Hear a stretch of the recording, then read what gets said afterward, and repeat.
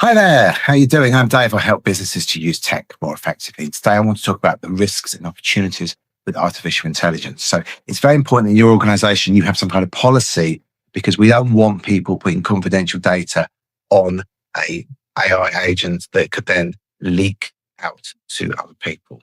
We need to be very clever about what we're doing with AI. And because it's very new, we don't have all the answers yet. But here's some really good tips. First of all, in 365, we've got document retention policies. If you start using those, you can start structuring your data so stuff that doesn't need to be kept isn't kept. And obviously, you shouldn't be recording things like credit card information. Hopefully, you're not doing that already. Or an Excel document with passwords in it. Use Keeper. But what about these ChatGPT or Claude or etc. that you can just type things into? Well, some things. First of all, don't really just create stuff and send it out. It's much better to iteratively. You come up with the ideas. You ask it for support, you ask it for help, you ask it to improve it, fix the spelling mistakes, etc. That works really well. And often it can reframe information, summarize information really well. But again, you need to be thinking about the kind of information you're giving it. Is this confidential information? Is it stuff it doesn't really matter if it's publicly available?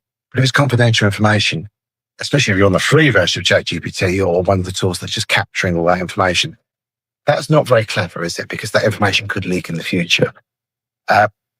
In terms of policy, though, there's a few other things that I want to kind of run through with you. So, first of all, as I mentioned, you need to think quite hard about, I'm just bringing up the list, data governance. So, how are you structuring your data? How long are you keeping it for? Is it structured in a way that only the people that need access to it have access to it? Because fairly soon, you'll be able to ask AI to go and search documents for information. The people have access to stuff they shouldn't have access to, they're going to be able to see that. So, if your payroll information is publicly accessible to the whole company and you don't want that, now is the time to restructure the data. Ask your IT for help. I recommend that all organizations have somebody in charge of artificial intelligence. That person doesn't necessarily need to be technical, but what they're going to do is they're going to capture what problems we might be able to solve with AI, what technology exists that can do it, potentially, and then they can kind of prioritize from the organization what it's doing. Obviously, at the moment, we're just kind of experimenting with it. So just try not to send out stuff that's obviously written by AI because people are going to get annoyed pretty quickly.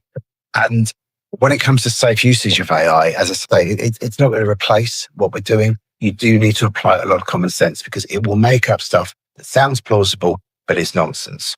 And most annoyingly of all, for me, if you give it a load of information, it will like rejig it, but add stuff that isn't in there and miss out important things. So experiment, but do bear in mind that it's not 100% there yet.